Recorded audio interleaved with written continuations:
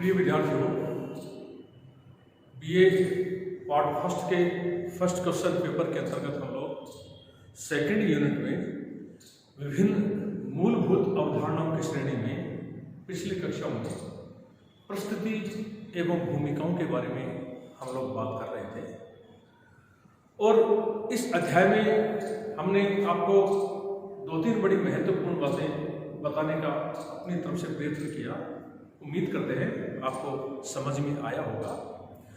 वो जो बातें महत्वपूर्ण थी इस अध्याय से संबंधित एक बार संक्षेप में पुनः दोहराते हुए हम आज इस अध्याय के समापन की ओर अग्रसर हैं।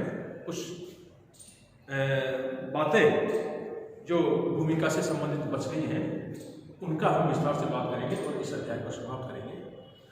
वो बातें जो इस अवधारणा से संबंधित हमने आपके साथ साझा की, उनमें जो महत्वपूर्ण बातें थी वो ये थी। एक तो आपको यह बताने का प्रयास किया गया कि समाज में प्रत्येक व्यक्ति का कोई ना कोई पद अनिवार्य रूप से होता है। समाज में ऐसा कोई भी व्यक्ति नहीं जो समाज में रहे और जिसका कोई पद नहीं हो। कहने का तात्पर्य प्रत्येक समाज में प्रत्येक व्यक्ति का कोई ना कोई पद अनिवार्य रूप से होता है। उसी सामाजिक पद को समाज शास्त्र की भाषा में प्रस्तुति कहा जाता है। ठीक है, कोई भी व्यक्ति ऐसा नहीं है जो समाज में रहे और जिसका कोई पद नहीं हो। तो प्रत्येक समाज में प्रत्येक व्यक्ति ने कोई ना कोई पद अनिवार्य रूप से धारण कर रखा है।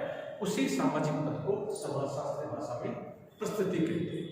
ठीक है, इस बात को आगे बढ़ाते हुए हमने आपको कहा था कि यह प्रस्तुति जो है दो प्रकार की होती है। जैसा कि आपको बताया था कि लिंटन ने सर्वप्रथम 1936 में इनका विभाजन किया। लिंटन के अनुसार प्रस्तुतियां दो प्रकार की होती है। एक प्रदत्त प्रस्तुति होती है और दूसरी अर्जित प्रस्तुति होती है। प्रदत्त प्रस्तुति वह है जिसको प्राप्त करने के लिए व्यक्ति अपनी तरफ से किसी प्रकार का प्रयास नहीं करता, जो व्यक्ति को स्वतः ही समाज के द्वारा या प्रकृति के द्वारा प्रदान की जाती। कहने का मतलब ऐसी प्रस्तुति या ऐसा पद जो व्यक्ति को जन्म लेने के साथ ही प्राप्त हो जाता है। जैसे हमने बताया था कि जन्म के साथ ही इंसान का लिंग निर्धारित हो जाता है कि वह महिला है या पुरुष है। उसकी जाति, वो किसी जाति का सदस्य हो गया, किसी परिवार का सदस्य होगा, किसी धर्म का सदस्य होगा, किसी गोत्र का सदस्य होगा, किसी का पड़ोसी हो गया, किसी का नातेदार हो गया। अनेक ये जो पद हैं, इन पदों को प्राप्त करने के लिए व्यक्ति ने अपनी तरफ से किसी प्रकार का प्रयत्न नहीं किया है। ये व्यक्ति को जन्म के साथ स्वतः ही मिल जाती है, समाज के द्वारा प्रदान की जाती है। इस प्रकार की प्रस्तुति को प्रदत्त प्रस्तुति कहा है। जबकि जो दूसरी प्रस्तुति है जिसको कि अर्जित प्रस्तुति कहा गया है, अर्जित प्रस्तुति से तात्पर्य है ऐसे पद या वे प्रस्तुतियां जिनको व्यक्ति अपनी मेहनत, लगन, योग्यता, परिश्रम और प्रतिस्पर्धाओं के माध्यम से प्राप्त करता है। इस प्रकार के पद को, इस प्रकार की प्रस्तुति को अर्जित प्रस्तुति कहा जाता है। अर्जित का मतलब जो ग्रहण की जाती है, जो अर्जित की जाती है, जिसके लिए प्रयास करने पड़ते हैं, जिसके लिए विभिन्न प्रतिस्पर्धाओं के माध्यम से गुजरना पड़ता है। इस प्रकार की प्रस्तुति को अर्जित प्रस्तुति कहा जाता है। दूसरे दृष्टिकोण से हमने इसको इस प्रकार से परिभाषित करने की कोशिश की थी कि प्रदत्त प्रस्तुति प्राप्त व्यक्ति और प्रदत्त प्रस्तुति प्राप्त व्यक्ति कौन है। प्रदत्त प्रस्तुति प्राप्त व्यक्ति समाज में सब लोग हैं, क्योंकि प्रदत्त प्रस्तुति सब लोगों के पास है। तो दूसरे दृष्टिकोण से हम इसको इस प्रकार से परिभाषित कर सकते हैं कि प्रदत्त प्रस्तुति प्राप्त व्यक्ति अपनी मेहनत, लगन, योग्यता, परिश्रम और विभिन्न प्रतिस्पर्धाओं के माध्यम से कुछ पदों को, कुछ प्रस्तुति को हासिल करता है।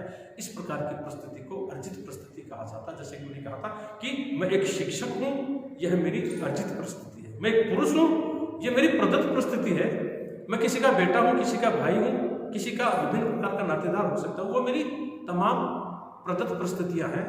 लेकिन मैं एक शिक्षक हूँ, यह मेरी अर्जित प्रस्तुति है। तो शिक्षक होना, खिलाड़ी होना, नेता होना, अभिनेता होना, गायक होना, ये ऐसे पद हैं जिनको व्यक्ति अपने अभ्यास से, अपने परिश्रम से और विभिन्न प्रतिस्पर्धाओं के माध्यम से गुजरकर प्राप्त करता है। तो इस प्रकार की प्रस्तुति को अर्जित प्रस्तुति कहा जाता है।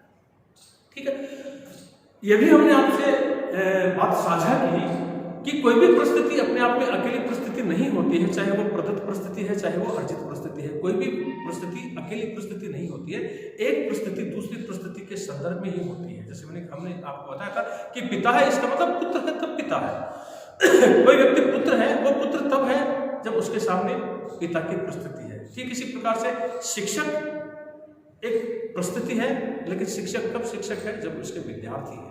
ठीक है, तो शिक्षक विद्यार्थी के संदर्भ में शिक्षक है और विद्यार्थी शिक्षक के संदर्भ में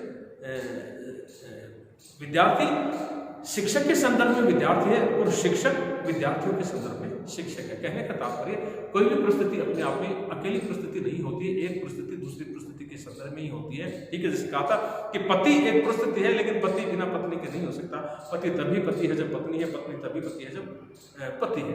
कहने का तात्पर्य कोई भी परिस्थिति अपने आप में अकेली परिस्थिति नहीं होती है, एक परिस्थिति दूसरी परिस्थिति के संदर्भ में होती है।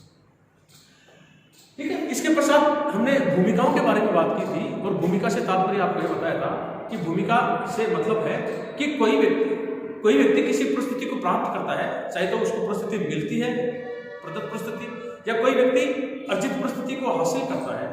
ठीक है, तो प्रत्येक परिस्थिति के साथ कुछ काम जुड़े हुए होते हैं, कुछ ड्यूटीज होते हैं। जो व्यक्ति किसी पद को प्राप्त करता है तो उस व्यक्ति को उस पद से संबंधित कार्य को करना पड़ता है, उसी को भूमिका कहा जाता है। जब हमने भूमिका का अध्याय प्रारंभ किया था तब आपको यह बताने की कोशिश की थी कि भूमिका परिस्थिति का गत्यात्मक पहलू है। परिस्थिति तो एक स्थिर पक्ष है, ठीक है, उस परिस्थिति के अनुसार जो कार्य किए जाते हैं तो वो कार्य करना, दायित्वों का निर्वहन करना, तो भूमिका जो है परिस्थिति का गत्यात्मक पहलू है। ठीक है, कोई व्यक्ति किसी परिस्थिति को धारण करता है, चाहे तो वो प्रदत्त परिस्थिति हो चाहे वो अर्जित परिस्थिति हो, तो कोई व्यक्ति किसी परिस्थिति को प्राप्त करता है, धारण करता है, किसी व्यक्ति या किसी व्यक्ति को कोई परिस्थिति मिलती है, तो समाज उस व्यक्ति से यह अपेक्षा करता है कि ये व्यक्ति जिसको कि ये परिस्थिति मिली है वो इस परिस्थिति का ये काम है, तो जो व्यक्ति इस परिस्थिति को प्राप्त कर रहा है या जिसको मिली है वो इस परिस्थिति से संबंधित काम को करे, ठीक से करे, इस परिस्थिति से संबंधित दायित्वों का निर्वहन करे। उसी को उस परिस्थिति से संबंधित जो काम है, जो उसका जो डायनेमिक पार्ट है, जो गत्यात्मक पक्ष है, उसी को समाजशास्त्रीय भाषा में भूमिका कहा गया है।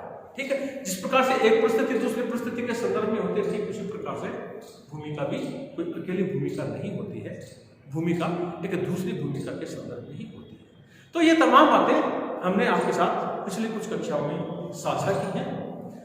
दूसरे दृष्टिकोण से हमने आपको यह भी बताया था कि परिस्थिति की अवधारणा हमारे लिए बहुत महत्वपूर्ण अवधारणा, समाजशास्त्र दृष्टिकोण से तो परिस्थिति की अवधारणा महत्वपूर्ण है ही, उसके अलावा हमारे लिए इसलिए महत्वपूर्ण है क्योंकि अगले अध्याय में हम लोग सामाजिक स्तरीकरण की अवधारणा को देखेंगे। सामाजिक स्तरीकरण से संबंधित विभिन्न प्रकार के सिद्धांतों का अध्ययन हम लोग करेंगे।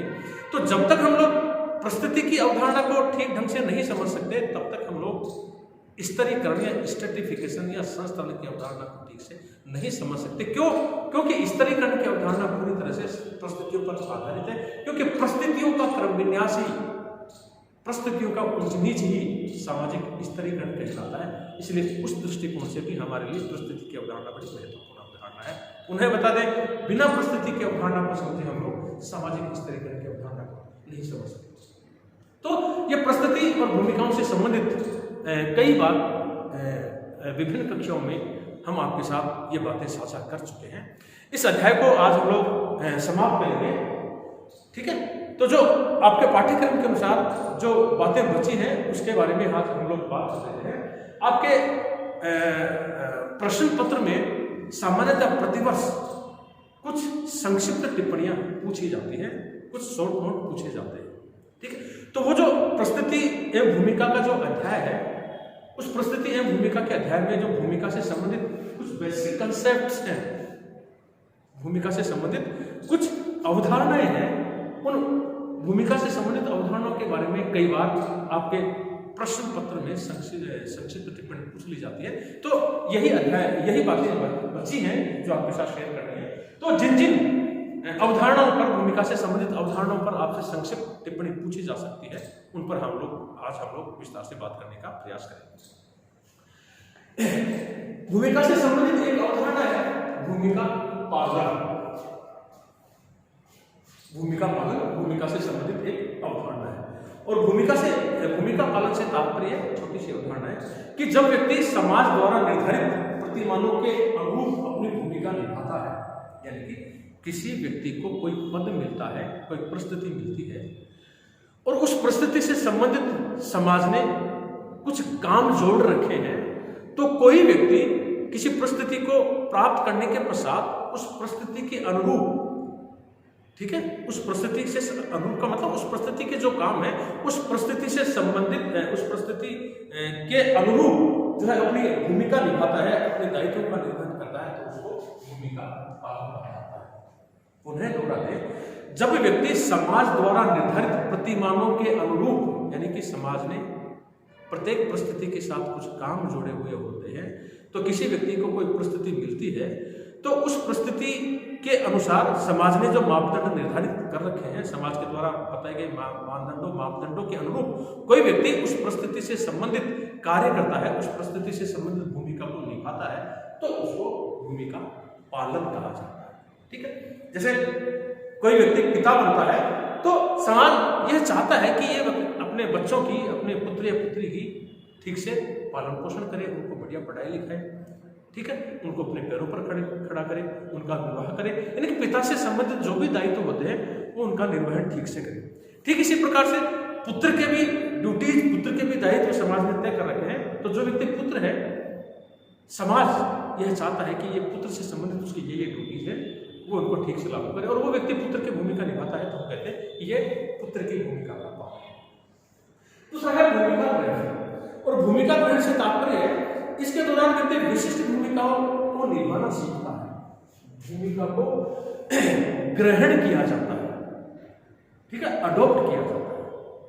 इस प्रक्रिया को भूमिका ग्रहण कहते हैं। जैसे हम बात करें भूमिका ग्रहण क्या हो सकती है, अब इस जमाने में ना तो राम है, ना रावण है, ना सीता है, ना लखन है, ना जो भी रामायण के पात्र थे वो इस जमाने में नहीं है, लेकिन वर्तमान परिप्रेक्ष्य में जो है दिवाली से पूर्व, दशहरे से कुछ समय पूर्व रामलीला का मंचन होता है। ठीक है, एक स्टेज पर रामलीला का मंच पर जो है मंचन होता है, जिनमें विभिन्न प्रकार के पात्र होते हैं। कोई व्यक्ति राम बनता है, कोई महिला जो है, कोई व्यक्ति या महिला सीता बनती है, कोई लक्ष्मण बनता है, कोई रावण बनता है। तो मान लीजिए कि किसी रामलीला के मंच पर किसी व्यक्ति को रावण की भूमिका का निर्वाह करना है, ठीक है, वो रावण नहीं है लेकिन उसको रावण की भूमिका निभानी है, तो उसने रावण की भूमिका को ग्रहण किया है। वो रावण नहीं है लेकिन रावण की भूमिका को ग्रहण किया है, और रावण ने जैसी भूमिका निभाई थी वो कोशिश करता है कि वैसी भूमिका वो निभाए। जैसे हम कहते हैं ना कि अमुक फिल्म में अमुक अभिनेता का रोल बहुत अच्छा था, या अमुक फिल्म में अमुक अभिनेता का रोल बिल्कुल बेकार था। किसका? अभिनेता का रोल। सलमान खान ने उस फिल्म में बहुत अच्छा रोल किया है, आमिर खान ने उस फिल्म में, लगान फिल्म में बहुत अच्छा रोल किया है। इसका मतलब वो स्वयं नहीं है वो व्यक्ति जिनका कि वो पात्र निभा रहे हैं, ठीक है, वो तो एक पात्र है, ठीक है। तो ठीक उसी प्रकार से हमने कहा कि किसी व्यक्ति को रामायण में राम या रावण बना दिया जाता है, तो वो राम या रावण नहीं है, उसने तो राम या रावण की भूमिका को ग्रहण किया है, और राम या रावण के पात्र के अनुसार वो अपनी भूमिका निभाता है, तो इसको भूमिका ग्रहण कहा जाता है। ठीक है, इस प्रक्रिया के दौरान व्यक्ति विशिष्ट भूमिकाओं को निभाना सीखता है। जैसे हमने कहा कि रामलीला में राम की भूमिका, रावण की भूमिका, या किसी फिल्म में किसी अभिनेता की भूमिका, इसको भूमिका ग्रहण कहा जाता है। एक कंसेप्ट है भूमिका वंचन, और भूमिका वंचन से तात्पर्य है, ध्यान से सुनिएगा, परीक्षा में कई बार पूछा गया है भूमिका वंचन से संबंधित संक्षिप्त टिप्पणी। भूमिका वंचन से तात्पर्य एक व्यक्ति एक परिस्थिति को छोड़कर जब दूसरी परिस्थिति को धारण करता है, हम इसको एक उदाहरण के माध्यम से आपको बताने की कोशिश करेंगे। एक व्यक्ति जब एक परिस्थिति को छोड़कर एक व्यक्ति एक परिस्थिति को छोड़कर दूसरी परिस्थिति को धारण करता है या दूसरी परिस्थिति को ग्रहण करता है, तो उस व्यक्ति को पहले वाली परिस्थिति की भूमिकाओं को छोड़ना पड़ता है, त्यागना पड़ता है। एक बार पुनः बताएं, एक व्यक्ति एक परिस्थिति छोड़कर दूसरी परिस्थिति को धारण करता है तो उस व्यक्ति को पहले वाली परिस्थिति की भूमिकाओं को त्यागना पड़ता है, छोड़ना पड़ता है। इसको भूमिका वंचन कहा जाता है। ठीक, जैसे उदाहरण के द्वारा हम आपको बताएं, कोई व्यक्ति विद्यार्थी है, वह व्यक्ति ग्रेजुएशन करके, बीएड करके और जो है एक शिक्षक वह बन गया है। क्योंकि वह अब शिक्षक बन गया है, वह अब विद्यार्थी नहीं है, तो उस व्यक्ति को विद्यार्थी की परिस्थिति को छोड़ना होगा। उसने विद्यार्थी की परिस्थिति से शिक्षक की परिस्थिति धारण कर ली है, ठीक है, तो उसको जो विद्यार्थी की परिस्थिति की भूमिका थी, उस विद्यार्थी की परिस्थिति की भूमिका को त्यागना पड़ता है। इस प्रक्रिया को, इस प्रोसेस को समाजशास्त्रीय भाषा में भूमिका वंचन कहा जाता है। एक व्यक्ति एक परिस्थिति छोड़कर जब दूसरी परिस्थिति को धारण करता है, तो उसको पहले वाली परिस्थिति की भूमिका को त्यागना पड़ता है, छोड़ना पड़ता है। इसको भूमिका वंचन कहा जाता है।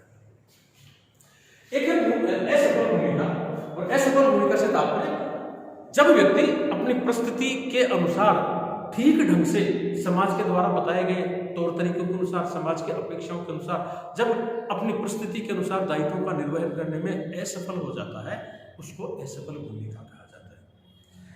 एक व्यक्ति जिसने की परिस्थिति धारण कर रखी है या जिसने की परिस्थिति अर्जित की है, उस परिस्थिति से संबंधित जो कार्य है, जो भूमिकाएं हैं, उन भूमिकाओं को निभाने में वह व्यक्ति असफल हो जाता है, तो इस प्रक्रिया को असफल भूमिका कहा जाता है। एक है भूमि प्रत्याशा, और भूमिका प्रत्याशा से तात्पर्य हमने पूर्व में भी आपको बताने की कोशिश की थी कि एक परिस्थिति धारण करने के पश्चात प्रदत्त परिस्थिति भी हो सकती है, अर्जित परिस्थिति भी हो सकती है। ध्यान से सुनिएगा, भूमिका प्रत्याशा पर भी कई बार प्रश्न पूछे गए हैं। एक व्यक्ति एक परिस्थिति धारण करने के पश्चात, समाज उस व्यक्ति से उस परिस्थिति के अनुसार भूमिकाएं निभाने की अपेक्षा करता है। एक परिस्थिति धारण करने के पश्चात समाज उस व्यक्ति से, जिसने की परिस्थिति धारण की है, उस व्यक्ति से उस परिस्थिति के अनुसार भूमिका निभाने की, उस परिस्थिति के अनुसार दायित्वों का निर्वहन करने की अपेक्षा करता है। इसी को भूमिका प्रत्याशा कहा जाता है। ठीक है, मान लीजिए कोई व्यक्ति शिक्षक बना है या किसी व्यक्ति का विवाह हुआ है, तो वो विवाहित है, वो व्यक्ति पति है, तो समाज ये चाहता है कि ये पति बन गया है, इस पर जिम्मेदारियां हो गई है, ये अपनी पत्नी को ठीक ढंग से रखे, अपने पति की भूमिका का अच्छे से पालन करे। एक व्यक्ति शिक्षक बनता है तो समाज ये चाहता है कि शिक्षक वह है जो बच्चों को पढ़ाए, बच्चों को सद्मार्ग दिखाए, बच्चों में संस्कार डाले और उनको अपने पैरों पर खड़ा होने के लिए प्रोत्साहित करे। वह एक शिक्षक है। तो जिस व्यक्ति ने शिक्षक की भूमिका अर्जित की है, उस व्यक्ति से जिस व्यक्ति ने शिक्षक की भूमिका अर्जित की है, उस व्यक्ति से समाज यह अपेक्षा करता है कि यह बच्चों को अच्छे से पढ़ाए, उनको ठीक से अच्छे से संस्कार दे, समाज का अच्छा सदस्य बनाए, देश का जो है बेहतरीन नागरिक बनाने में यह व्यक्ति अपनी भूमिका निभाए। इसको भूमिका प्रत्याशा कहा जाता है। ठीक है, एक परिस्थिति धारण करने के पश्चात उस व्यक्ति से, जिसने की परिस्थिति धारण की है, समाज उस परिस्थिति से संबंधित दायित्वों का निर्वहन करने की, भूमिका निभाने की अपेक्षा रखता है। इसको भूमिका प्रत्याशा कहा जाता है। एक और बड़ी महत्वपूर्ण अवधारणा है भूमिका संघर्ष। ठीक है, और भूमिका संघर्ष के बारे में सामान्यतः कई बार प्रश्न पूछे गए हैं। और भूमिका संघर्ष से तात्पर्य है, जैसा कि सबसे हमको लग रहा है, भूमिका संघर्ष यानी कि भूमिकाओं में संघर्ष। और इसका मतलब यह है कि किसी व्यक्ति को एक ही समय में जब दो परिस्थितियां मिल जाती हैं या एक ही समय में दो भूमिकाओं के निर्वहन करने की स्थिति पैदा हो जाती है। ठीक है, किसी व्यक्ति को एक ही समय में दो परिस्थितियां मिल जाती हैं और उन दो परिस्थितियों में दो भूमिकाओं का निर्वहन उसको एक साथ करने की स्थिति पैदा हो जाती है, तो यदि उस व्यक्ति की भूमिकाओं में संघर्ष होता है, दैट इज रोल कॉन्फ्लिक्ट, उसको भूमिका संघर्ष कहा जाता है। यानी कि जब व्यक्ति को एक ही समय में दो भिन्न परिस्थितियों की भूमिका एक साथ निभानी पड़ती है, तो उन दो भिन्न परिस्थितियों के अनुसार जो उसकी भूमिकाएं हैं उन भूमिकाओं में अगर विरोधाभास होता है तो उसको भूमिका संघर्ष कहा जाता है। ठीक है, एक उदाहरण के द्वारा हम आपको बताते हैं कि एक व्यक्ति जो कि जज है, न्यायाधीश है, उसका पुत्र उसके सामने एक अपराधी के रूप में पेश होता है या उसके पुत्र को अपराधी के रूप में पेश किया जाता है, तो उस व्यक्ति के सामने दो परिस्थितियां एक साथ आ गई, एक तो वो न्यायाधीश है और एक वो पिता है। अब वो इस असमंजस में है, पशोपेश में है कि वो न्यायाधीश की भूमिका निभाए या पिता की भूमिका निभाए। यदि न्यायाधीश की और पिता की दोनों की भूमिकाओं में टकराट होती है, संघर्ष होता है, ऐसी स्थिति पैदा हो जाती है, वो असमंजस में आ जाता है कि वो पिता की भूमिका निभाए या न्यायाधीश की भूमिका निभाए, तो इस स्थिति को भूमिका संघर्ष की स्थिति कहा जाता है। अगर वो व्यक्ति पिता की भूमिका निभाता है, न्यायाधीश के दायित्व भूल जाता है, तो हम कहेंगे कि ये व्यक्ति न्यायाधीस के काबिल नहीं है, इसका समाजीकरण ठीक से नहीं हुआ है, और वह व्यक्ति तमाम गवाहों के बयानों के आधार पर विभिन्न जो वकील साहेबान हैं उनकी जिरह और बहस के आधार पर जब उसको लगता है कि उसका पुत्र अपराधी है, तो वह अपने पुत्र के मोह को छोड़कर एक न्यायाधीश की भूमिका निभाता है, उसको सजा सुनाता है। तो हम कहेंगे कि हाँ, न्यायाधीश हो तो ऐसा हो, इसने पुत्र मोह छोड़कर अपने पद के अनुसार भूमिकाओं का निर्वहन किया है, ये व्यक्ति सचमुच न्यायाधीश के पद के काबिल है। तो एक समय में दो परिस्थितियां मिल जाती हैं, उन दो परिस्थितियों के अनुसार दो भूमिकाओं का निर्वाह करने की स्थिति पैदा हो जाती है। उन दो भूमिकाओं में अगर टकराट या संघर्ष की स्थिति होती है, उसको भूमिका संघर्ष कहा जाता है। अगली जो अवधारणा है वह है भूमिका प्रतिमान या रोल सेट। और रोल सेट से तात्पर्य है एक व्यक्ति अपनी परिस्थिति से संबंधित विभिन्न परिस्थितियों को धारण करने वाले व्यक्तियों के साथ अलग अलग प्रकार की भूमिका निभाता है। एक व्यक्ति अपनी परिस्थिति से संबंधित विभिन्न परिस्थितियों को धारण करने वाले व्यक्तियों के साथ जो है अलग अलग प्रकार की भूमिका निभाता है, उसकी संपूर्णता को ही भूमिका प्रतिमान कहा जाता है। ये सारे कंसेप्ट होते हैं भूमिका प्रतिमान के बारे में आपके साथ बात करते हैं। इससे मतलब मान लीजिए एक डॉक्टर है, एक व्यक्ति डॉक्टर है, उसके डॉक्टर की परिस्थिति है। अब डॉक्टर के जो संबंध है रोगी के साथ होते हैं, रोगी के परिजन के साथ उसको अलग प्रकार की भूमिका निभानी पड़ती है। जो विभिन्न दूसरे उसके डॉक्टर हैं, वो जो है मेडिकल ऑफिसर, उसके दूसरे डॉक्टर साथी, उनके साथ उसको अलग प्रकार की भूमिका निभानी पड़ती है। ठीक है, उसी प्रकार से जो है वार्ड बॉय, उनके साथ अलग भूमिका निभानी पड़ती है। जो नर्सेस हैं, मेल नर्स है, फीमेल नर्स है, उनके साथ अलग उसकी भूमिका निभानी पड़ती है। और जो उनका जो मंत्री है, चिकित्सा मंत्री या स्वास्थ्य मंत्री, उसके साथ उसको अलग भूमिका निभानी पड़ती है। एक व्यक्ति जो कि डॉक्टर है, उसकी परिस्थिति है डॉक्टर। अब वो डॉक्टर, उसके सामने दूसरी परिस्थितियां और है, जैसे हमने कहा कि साथी डॉक्टरों की अनेक परिस्थितियां हैं, रोगी की उसके सामने एक परिस्थिति है, परिजनों रोगी के परिजनों की उसके सामने परिस्थितियां हैं, वार्ड बॉय की परिस्थिति उसके सामने है, नर्स की परिस्थिति उसके सामने है, स्वास्थ्य मंत्री की परिस्थिति उनके सामने है। एक परिस्थिति के सामने बहुत सारी परिस्थितियां हैं। ठीक है, तो वो व्यक्ति सबके साथ समान भूमिका नहीं निभाता है। वह व्यक्ति साथी डॉक्टरों के साथ अलग प्रकार की भूमिका निभाता है, रोगी के साथ अलग प्रकार की भूमिका निभाता है, रोगी के परिजनों के साथ अलग प्रकार की भूमिका निभाता है, वार्ड बॉय के साथ अलग तरह की भूमिका निभाता है, नर्स के साथ अलग तरह की भूमिका निभाता है, और स्वास्थ्य मंत्री चिकित्सा मंत्री के साथ अलग प्रकार की भूमिका निभाता है। तो इस प्रकार से एक परिस्थिति के साथ अनेक सामने अनेक परिस्थितियां होती हैं, लेकिन वो व्यक्ति इन दूसरी परिस्थितियों के साथ जो है अपने अलग अलग ढंग से भूमिकाओं को निभाता है। इसको भूमिका प्रतिमान या रोल सेट कहा जाता है। तो ये भूमिका से संबंधित कुछ छोटी छोटी मूलभूत अवधारणाएं थी, जिन पर परीक्षा में सामान्यतः अक्सर ही संक्षिप्त टिप्पणियां पूछी जाती है। जैसे मैंने कहा कि भूमिका प्रत्याशा के बारे में अक्सर ही सवाल जवाब किए जाते हैं, भूमिका संघर्ष के बारे में सामान्यतः प्रतिवर्ष एक संक्षिप्त टिप्पणी पूछी जाती है।